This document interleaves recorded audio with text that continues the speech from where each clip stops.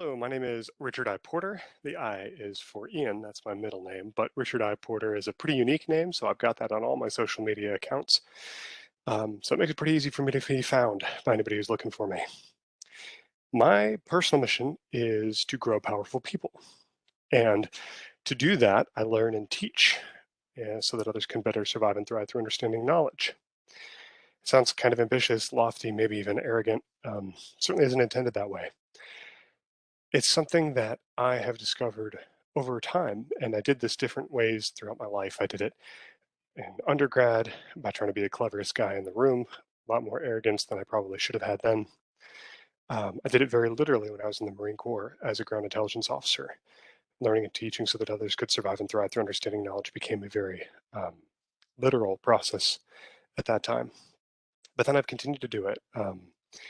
In going back and studying for my MBA at UNC Flagler and in my internship at Amazon and in my time at IBM, I've noticed that this is a behavior and a practice that I've got that I'm just going to keep doing.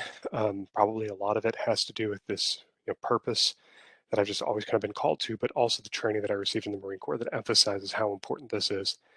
So by doing this, by just learning and teaching, by learning new things, new ways of thinking, um, methods of product management, methods of people leadership, I have managed to help give advice and counsel and recommendations to people that have been pretty productive and helpful to them.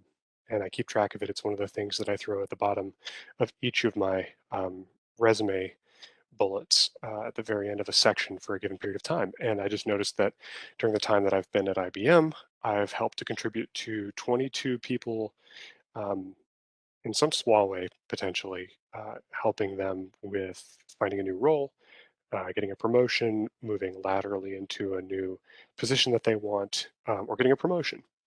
And so it's a practice that I continue to follow.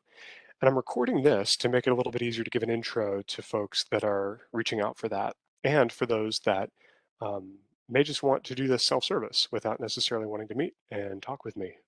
So I wanted to make this available.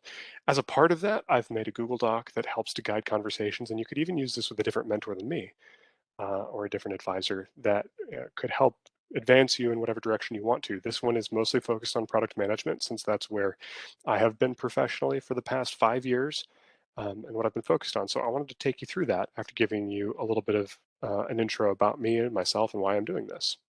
So I'm going to share my screen. This is the Richard I. Porter Product Management Mentoring Template. The top part of it just gives instructions for anybody who hasn't done it before and how to make a copy and invite people as editors. So that's the very top part. It's just administrative. The next section is the dashboard. This helps to focus the conversation on what are we working on now? Timeline, what's next? So you may be looking to apply to an MBA program and you're working on trying to consider your options. You may be transitioning out of the military and thinking about what you want to work in. Is it sales? Is it product management? Is it engineering? You may be thinking about a career change and thinking about what kind of companies align with what you're interested in. You might be thinking about what kind of a role do you want. Um, and you may have a timeline that governs that. Maybe you need to make a decision by acceptance dates or by test taking dates, or you may have some kind of external time pressures. That's helpful to know right up front is, are we working towards like you have to have this decision made in the next month? Then I've got some more open-ended questions that are useful to know before a conversation. What are your goals in the long term and the short term? What kind of impact do you want to have? Do you want to make a ton of money to create economic security for yourself and for your family? Or um, do you want to develop a reputation in a specific way? Do you want to build yourself as a brand? Do you want to work in a mission-driven company? Do you know what that mission is? Is it education-oriented? Do you want to be the next Elon Musk accelerating the transition of the energy of the world away from a carbon economy, or making Earth or humans into a multiplanetary species instead of just dependent on Earth? Or maybe it's more transactional than that. Maybe you want to make a ton of money. Maybe you're a Sam Bankman-Fried and you want to make a ton of money, the founder of FTX. But there's a twist. He wants to give it all away, effective altruism. Or maybe you just want to make money and build a brand and a reputation for yourself. All of that is fine. Um, but long term, and then also in the short term, do you want to start working on a product management role in order to prepare to be a CEO of your own company? Do you want to start working in sales enablement so that you can better position yourself for a lateral move to product management? What roles are most appealing? Is it more sales? Is it more customer support? Is it more engineering? Is it engineering management? Is it product management? Whatever you know here can be helpful to give guidance. Companies that you're considering, administration and logistics considerations. So, just a reminder back to the timeline of when you want to act. Do you have geographic or city restrictions? Do you have a partner to consider that has a career that limits you? Do you have children that you need to think about providing for? And does that affect your decision making? How much travel are you willing to do? What's the tech depth you're comfy to, and what would be too far? Are you a computer science undergrad, the way that a lot of Google product managers are expected to be? Do you deeply understand how to write code? Or are you less comfortable at that depth? Maybe you're comfortable just discussing user behavior in a UI using Figma or some other mock-up wireframe method. Maybe you can run your own WordPress blog. Maybe you understand the basics of self-hosting a website, or maybe you've just gotten started and you're still exploring and you don't know yet. And then how do you think I might be able to help? And could I help with reviewing your resume? Are you looking for introductions to people to informational interviews, which is a concept of just better understanding what you're looking at? Could I do mock interviews? Is that the stage that you're getting to now? You want someone to ask you interview style questions and to give you coaching on how you answer? Are you looking for good book recommendations? What do you think I might be able to help you with in specific? And then some items that you can provide that can accelerate us. So your personal why or your mission, I shared mine at the beginning. You may not have it yet. Maybe you just have an idea of what it is or a direction. Your LinkedIn page would be good to put here.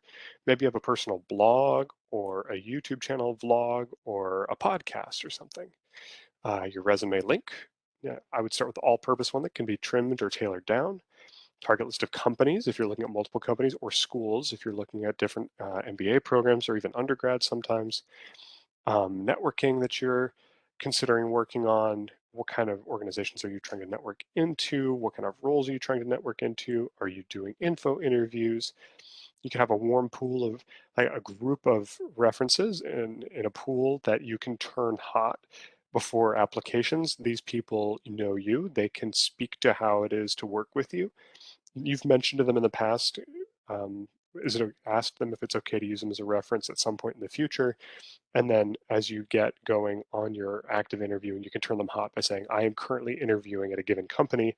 I'd like to rely on your endorsement or your reference for my work as a technical expert, or whatever it may be. Then you could share a link to a resume that's tailored to companies if you want to review on that. And we could talk about the job hunt positions that you're seeking. The next section is resources, and I'm probably going to move this out into a website at some point in the future, but for now, this is the simple method, just throwing the links here in a list. And so there's a live link back to this template where I keep things up to date for now. And this has a lot of really cool resources that you can come back to and look at. I frequently find myself recommending that people start with the enterprise design thinking badge from IBM, and the most basic one, the practitioner badge. It takes about 2 hours to earn. It really helps thinking about the needs of users and being user-centered as you consider what needs they have and how you may be able to meet them with your technology.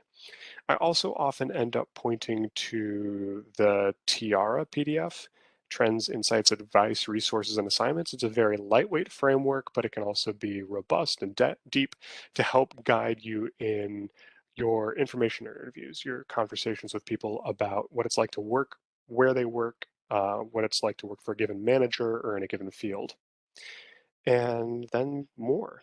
What is product management versus product ownership, and some specific things about interviewing and other items here available for you at your leisure. And then ongoing meeting notes. This is where you can just keep a log of what we discussed, and the date, the month, the year. After we've chatted, this is where you can keep notes if you want me to be able to see them, or you want your mentor to be able to see them to understand what progress we've made. and share that common understanding of what we're working on. So this dashboard is to be kept up to date for quick reviews ahead of future calls, to quickly orient, and then down at the bottom is just ongoing meeting notes, just reminders of what kind of progress we've made already. Hopefully this is helpful and serves as a good introduction to what has been several years worth of development of ideas and tips and ways of accelerating and making things work faster in mentorship conversations. Hope you enjoy. Thank you very much for your time. Take care.